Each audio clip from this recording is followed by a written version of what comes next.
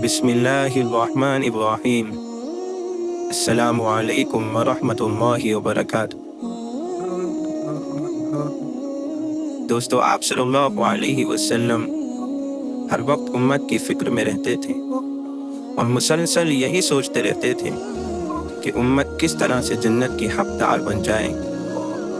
इसी फ़िक्र की वजह से आप सल्लल्लाहु अलैहि वसल्लम उम्मत को ऐसी नसीहतें किया करते थे जिससे उनके अखलाक अच्छे हों, उनके ज़रिए से किसी को कोई तकलीफ़ ना पहुँचे और उनकी ज़िंदगी सही मानों में रहमतुल लिल आलमीन के बताए हुए तरीक़े को अपना लें।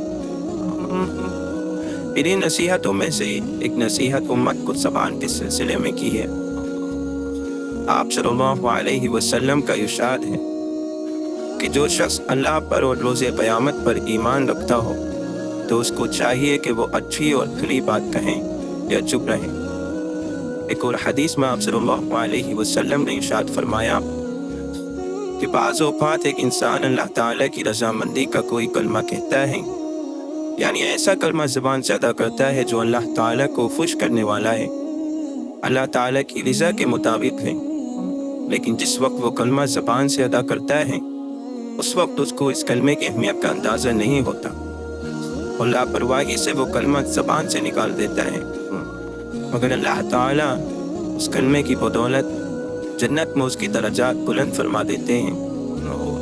और इसकी उल्टा बाज़ औक़ात एक इंसान ज़बान से ऐसा कलमा निकालता है जो अल्लाह ताला को नाराज़ करने वाला होता है और वो शख्स लापरवाही में इस कलमे को ज़बान से निकालता है, लेकिन वो कलमा उसको जहन्नम में ले जाकर गिरा देता है। ज़बान अल्लाह ताला की दी हुई एक बहुत बड़ी नेमत है, इसलिए इसकी कदर करनी चाहिए और इसको ऐसे कामों में ही इस्तेमाल करना चाहिए जिससे आखिरत का फ़ायदा हो, सवाब हासिल हो। एक शख्स तकलीफ़ और परेशानी में मुब्तला था, उसकी परेशानी को दूर करने के लिए आपने उसको कोई तसल्ली का कलमा कह दिया तो ये कलमा कहना आपके लिए अज़ीम अजर व सवाब का ज़रिया बन गया। चनाचे हदीस शरीफ में है, अगर कोई शख्स ऐसी औरत के लिए तसल्ली के कलिमात कहे जिसका बेटा गुम हो गया हो या मर गया हो तो अल्लाह ताला उस तसल्ली देने वाले को जन्नत में निहायत कीमती जोड़े पहनाएगा। लेकिन अगर इसी ज़बान का नाजायज़ और गलत इस्तेमाल हो तो फिर यही ज़बान इंसान को जहन्नम में खींच कर ले जाएगी।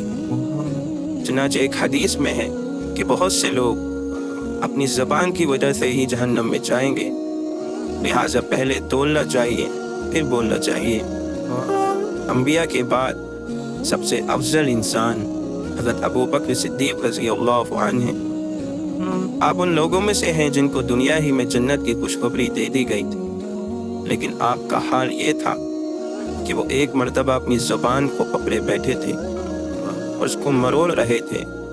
लोगों ने पूछा कि ऐसा क्यों कर रहे हैं? उन्होंने जवाब दिया, इस ज़बान ने मुझे बड़ी हलाकतों में डाल दिया है, इसलिए मैं उसको काबू में करना चाहता हूँ। बाज़ रिवायात में है कि अपने मुंह में कंकरियाँ डालकर बैठ गए ताकि बिला ज़रूरत ज़बान से बात ना निकले। हज़रत उक़बा बिन आमिर रज़ियल्लाहु अन्हु से रिवायत है, फरमाते हैं कि मैंने हुज़ूर सल्लल्लाहु अलैहि वसल्लम से सवाल किया कि या रसूल अल्लाह, जहन्नम से नजात का तरीक़ा क्या है? तो आप सल्लल्लाहु अलैहि वसल्लम ने फरमाया, अपनी ज़बान को काबू में रखो और अपना ज़्यादा वक्त अपने घर में गुजारो, यानी सिर्फ ज़रूरत के तहत घर से बाहर जाओ, और अगर तुमसे कोई गलती गुनाह हो जाए तो उस पर रो और आंसू बहाओ।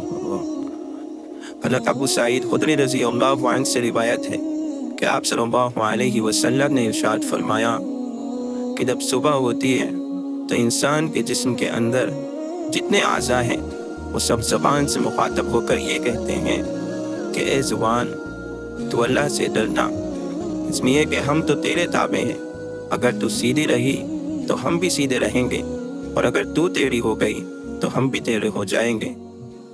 अल्लाह ताला से दुआ है कि वो हम सब को अपनी ज़बान की हिफाजत करने की तौफ़ीक़ अता फरमाए और इसको खैर के कामों में इस्तेमाल करने की तौफ़ीक़ अता फरमाए।